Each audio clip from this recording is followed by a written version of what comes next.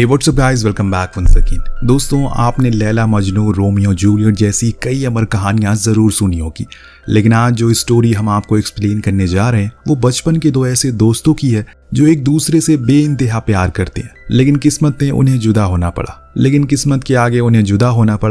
लेकिन कुछ सालों बाद तकदीर ने उन्हें फिर से मिलाया और तब कुछ ऐसा हुआ जो देखकर आपका दिल बैठ जाएगा। ये कहानी शुरू होती है न्यूयॉर्क के एक रेस्टोरेंट से, जहां पर होटल में किसी कोने में बैठे तीन दोस्त अपनी जिंदगी के बिताए कुछ चुनिंदा पलों को याद कर रहे हैं। इन्हें देखकर ऐसा लग रहा है कि ये तीनों एक दूसरे को काफी लंबे समय से जानते हैं, मगर फिर भी न जाने क्यों उनके चेहरे की रंगत बदली हुई है, मानो कोई गहरा राज उनकी शक्ल पर साफ साफ झलक रहा है। अब ये राज और इनकी तीनों की एक दूसरे से क्या वास्ता है, ऐसी तमाम सवालों के जवाब के लिए हम अतीत के पन्नों को पलटते हुए आज से 25 साल पहले पहुंचते हैं। साल था 1999 और जगह थी साउथ कोरिया की सुंदर राजधानी सियोल। यहाँ हमें यंग और संग नाम के दो बच्चों से मिलवाया जाता है। दोनों ही स्कूल में पढ़ा करते हैं और पक्के दोस्त भी हैं। आज स्कूल से लौटते वक्त यंग थोड़ी सी उदास थी, जिसकी वजह उसके स्कूल में सेकंड आना था। संग उसे समझाता है कि क्लास में फर्स्ट और सेकंड आना तो लगा रहता है, मैं भी तो कई बार सेकंड आया हूँ, और फिर ये कहकर वो चला जाता है। कुछ समय के बाद यंग अपने घर पहुंच जाती है और अपने माता पिता से उसका नाम यंग की जगह नोरा रखने की जिद करती है, जिस पर उसके पेरेंट्स मान भी जाते हैं। मगर सोचने वाली बात थी, आखिर वो अपना अच्छा खासा नाम क्यों बदलना चाहती है, तो इसका जवाब कुछ वक्त बाद मिलेगा। इसके साथ ही वो अपनी माँ को साथ में पढ़ने वाले संग के बारे में बताती है। ये भी कहती है कि आगे चलकर वो उससे शादी करना चाहती है। माँ यून अपनी बेटी की नादानी पर हामी भर देती है, यहाँ तक कि उसे संग के साथ डेट पर ले जाने की परमिशन भी देती है, जो सुनकर यंग तो खुशी से कूदने लगती है, इस बात से बेखबर कि उसकी झोली में आई ये खुशियाँ सिर्फ कुछ ही दिन की मेहमान है, क्योंकि जल्दी ही वो शहर छोड़ने वाली। और जाते जाते माँ यून चाहती हैं कि उसकी बेटी की कुछ ख्वाहिशें पूरी कर सके। आखिर इन्हीं यादों के सहारे तो उसे आगे जीना है। वेल, कुछ दिन बाद हम यंग और संग को साथ में पार्क में खेलते हुए देखते हैं।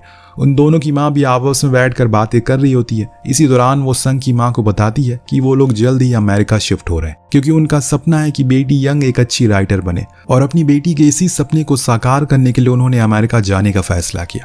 हालांकि जब ये बात संग को अपनी माँ से मालूम पड़ती है तो उसका दिल टूट जाता है। ये सारी बातें उसे झूठी लगने लगती है, लेकिन वो कहते हैं ना कि सच्चाई के पीछे चाहे कितनी भी भागो, उसे झुठलाया नहीं जा सकता। ठीक ऐसा ही हाल संग का था। अब उसने धीरे धीरे यंग से नजदीकियां कम कर दी, इसलिए नहीं कि वो अपनी सबसे अच्छी दोस्त से नफरत करने लगा, बल्कि इसलिए ताकि जब वो इस शहर को छोड़कर जाए तो वो खुद को संभाल सके। और यही वजह थी कि यंग के अमेरिका जाते वक्त भी वो आखिरी बार संग उसे मिलने नहीं पहुंचता। अमेरिका पहुंचते ही यंग ने वहां सबसे पहले अपना नाम बदला।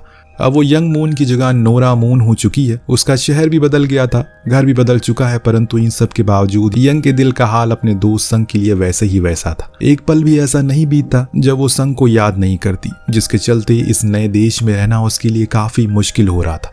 धीरे धीरे वक्त बीतता है और 12 साल गुजर जाते हैं। नोरा अब 24 साल की हो चुकी है, जिसका रहन सहन, बोली, बर्ताव सब कुछ अमेरिकन कल्चर को पूरी तरह से कन्वर्ट हो चुका है। उसे देखकर ये कहना बहुत मुश्किल है कि वो कहीं से कोरियन है। अभी एक रोज माँ यून उसे बताती हैं कि उसे अपने बचपन के दोस्त संग का ख्याल आता है, और अब वो उसे फेसबुक पर ढूंढने का फैसला करती है, जो कि आखिरकार उसे मिल भी जाता है। और बिना देर किए नोरा उसे फ्रेंड रिक्वेस्ट भेज देती है। इसके अगले ही पल हमें कोरिया में बेहद साधारण सी जिंदगी जी रहे संग को दिखाया जाता है। वो अभी भी यूनिवर्सिटी से पास आउट हुआ है और एक अच्छी नौकरी के लिए काफी दिनों से परेशान था। इसी दौरान जब संग अपने मोबाइल चेक करता है तो उसे अपने बचपन की उसी दोस्त नोरा की रिक्वेस्ट दिखाई देती है, जिसे न जाने वो कितने सालों से ढूंढ रहा था। उसके लिए अपने मोबाइल पर स्टेटस लगा रहा था, तो ये देखकर संग तुरंत ही फ्रेंड रिक्वेस्ट एक्सेप्ट कर लेती है, और फिर उनकी बातों का सिलसिला शुरू हो जाता है। कुछ ही देर में वीडियो कॉल पर पहुंच जाता है, और अब इतने सालों बाद एक दूसरे को देखकर वो दोनों एक दूसरे को 12 साल बाद देख रहे थे। दोनों की आंखें उनके दिल में मौजूद खुशी को साफ साफ बयां कर रही थी, जिसके साथ ही उनकी सारी बचपन की यादें तरोताज़ा हो जाती है। जैसे कि घर से स्कूल तक जाते वक्त ढेर सारी बातें करना, एक दूसरे के साथ टिफिन शेयर करना, और फिर छुट्टी होने पर स्कूल से लेकर घर तक ढेर सारी मौज मस्ती करना। संग के लिए आज का दिन वाकई खास था। वो यंग से कहता है कि मैंने तुम्हें इतने सालों से फेसबुक में ढूंढा, आखिर तुम कहाँ थी? तो यंग उसे बताती है, मैं यहीं थी, बस मेरा नाम यंग से नोरा हो गया था। तो इसमें प्यार में पागल यंग उसे कहता है, तुम चाहे कुछ भी बन जाओ, तुम मेरे लिए हमेशा मेरी नोरा ही रहोगी। अब बस इतनी सी बात थी कि उनकी वीडियो कॉल का सिलसिला शुरू हो जाता है। दिन रात एक दूसरे से बातों, घंटों बिजी रहने लगते हैं। वो दोनों घंटों बिजी रहने लगे और अपनी जिंदगी की छोटी से बड़ी सारी प्रॉब्लम को शेयर कर रहे थे। देखते ही देखते वो दोनों काफ़ी नज़दीक आ जाते हैं और अब एक दूसरे से मिलने का फैसला करते हैं। नोरा संग से मिलने के लिए बेहद बेकरार थी। वो चाहती थी कि संग हमेशा हमेशा के लिए उसके पास अमेरिका आ जाए और यहाँ रहकर अपने करियर की ऊंचाई तक पहुंचे, लेकिन संग को मैंडेरियन भाषा सीखनी थी, इसीलिए वो चाइना जाना चाहता है। वहीं नोरा भी कुछ दिन बाद एक राइटर मीट के लिए मोन्टाग जाने वाली थी। अब ऐसे में उनका मिलना बेहद इम्पॉसिबल था, लेकिन इन सब के बावजूद दोनों एक दूसरे को कांटेक्ट में लगातार बने हुए थे। दोनों अपनी जिंदगी में खुश थे, मगर कहीं न कहीं कई घंटों तक इस तरह संग से बात करने पर नोरा की प्रोफेशनल लाइफ इफेक्ट पड़ रही थी। जब से संग उसकी जिंदगी में आया है, उसके सिवा किसी और चीज पर उसका ध्यान ही नहीं लग पा। कई कॉन्ट्रैक्ट भी उसके कैंसिल हो गए हैं। नोरा चाहकर भी अपने काम पर फोकस नहीं कर पा रही है और इसका एहसास उसे हो गया है, लेकिन वो संग को भी नहीं छोड़ना चाहती। पर एक दिन ना चाहकर भी वो संग को सब कुछ सच सच बता देती है कि आखिर वो कोरिया से अमेरिका यूं बैठने के लिए थोड़ी आई थी। उसे तो यहाँ बस मशहूर राइटर बनना था, मगर अब वो अपनी राह से भटक चुकी है। इसीलिए कुछ दिनों के लिए संग से बात करना उसे बंद करना होगा। नोरा की बातों को सुनकर संग को बहुत बुरा लगता है, क्योंकि जिस लड़की को वो इतने सालों से चाहता है, वो 12 साल के लंबे इंतजार के बाद उसे मिली थी। लेकिन अब वो एक बार फिर से उसे दूर जा रही है, जिसे ना चाहकर भी संग रोकता नहीं है और नोरा को उसके सपने पूरे करने के लिए अकेला छोड़ देता है और दिल पर पत्थर रखकर कॉल को काट देता है। हालांकि कुछ दिन तक उसे प्रॉब्लम होती है, मगर अच्छी बात यही थी कि अब नोरा दोबारा से अपने काम में वापस लौट चुकी है। यहाँ तक कि न्यूयॉर्क में सभी काम निपटाने के बाद वो अपनी नई किताब लिखने के लिए शहर से कोसों दूर एक सुनसान जगह पर किराए पर घर लेती है। ये जगह शहर के भीड़ भाड़ से बिल्कुल अलग, हरियाली से लपालप शांत थी, जहाँ अब नोरा फुर्सत में बैठी अपनी जिंदगी की सबसे अच्छी कहानी लिखने वाली है। इस बात से अनजान की ये जगह नोरा की किस्मत भी बदलने वाली थी, क्योंकि कुछ ही दिन बाद उसकी मुलाकात नजदीक रह रहे ऑर्थन नाम के एक यहूदी शख्स से होती है, जो खुद भी एक पॉपुलर राइटर था। ऐसे में दोनों की थिंकिंग मिलने की वजह से वो एक अच्छे दोस्त बन जाते हैं और देखते ही देखते ये दोस्ती कब प्यार में बदल जाती है, उन्हें एहसास ही नहीं होता। वहीं दूसरी तरफ संग भी मैंडेरियन सीखने के लिए चीन आ चुका है, जहां वो अपने आसपास के लोगों से मेलजोल बढ़ाकर नोरा को भूलने की कोशिश में लगा हुआ था। दोनों एक बार फिर से अपनी पुरानी जिंदगी में काफी बिजी हो जाते हैं। अब उन्हें एक दूसरे से मिले 12 साल हो चुके, जहां एक तरफ नोरा और आर्थर शादी कर चुके हैं। नोरा दुनिया की मशहूर प्लेबैक राइटरों की लिस्ट में शुमार हो चुकी है। वहीं दूसरी ओर संग ने भी अपने दम पर कोरिया में नाम बना लिया है और आज वो अपने दोस्तों के साथ इसी कामयाबी को हासिल करने का जश्न मना रहा है। तभी वो अपने दोस्तों को बताता है कि वो कुछ ही दिनों के लिए अमेरिका जा रहा है, जिस पर उसके दोस्त को लगता है कि वो अभी भी नोरा से कहीं न कहीं प्यार करता है और उसे मिलने जा रहा है, और शायद उनका ये सोचना कुछ हद तक ठीक भी था। लेकिन संग उनकी बात को झुठलाकर बस इतना ही कहता है कि वो अमेरिका सिर्फ घूमने जा रहा है, क्योंकि उसे पता है कि नोरा की शादी हो चुकी है। इसीलिए वो आर्थर और नोरा के बीच कबाब की हड्डी नहीं बनना चाहता। दरअसल दोस्तों, नोरा ने शादी के बाद संग से सभी रिश्ते खत्म कर दिए थे। कॉल तो छोड़िए, अब वो उसके मैसेज का रिप्लाई भी नहीं दे रही थी। पर कुछ दिन पहले जब संग ने उसे अमेरिका आने का जिक्र किया तो नोरा भी उसे मिलने के लिए मान गई। लेकिन इससे पहले उसने आर्थर से उसकी परमिशन ली, जिस पर आर्थर को हल्की सी भी दिक्कत नहीं होती भी कैसे। इसके कुछ दिन बाद संग अमेरिका पहुंचता है।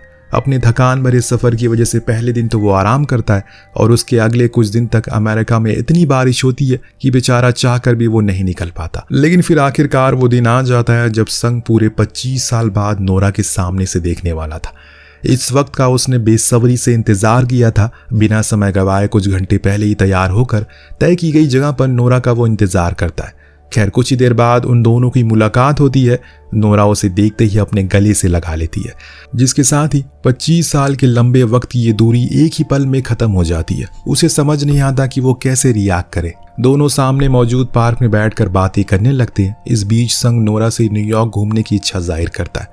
नोरा अपने ऑफिस की छुट्टी लेकर संग को न्यूयॉर्क घुमाने का फैसला करती है। अब वो दोनों पूरे शहर घूमने के लिए निकल पड़ते हैं। उसे अपने पति आर्थर के बारे में बताती है, जो कि उससे काफी प्यार करता है, और तो और उसे ये भी बताती है कि शादी के बाद वो कुछ दिनों के लिए कोरिया गई थी, जहां उसने संग को हजारों मैसेज किए थे, लेकिन उसने उसका एक भी रिप्लाई नहीं किया, जिससे नोरा को थोड़ा दुख भी होता है। हालांकि इन सब का जिम्मेदार वो खुद को ठहराती है, क्योंकि वो नोरा ही थी जिसने एक नहीं बल्कि 2 बार संग को छोड़ा था।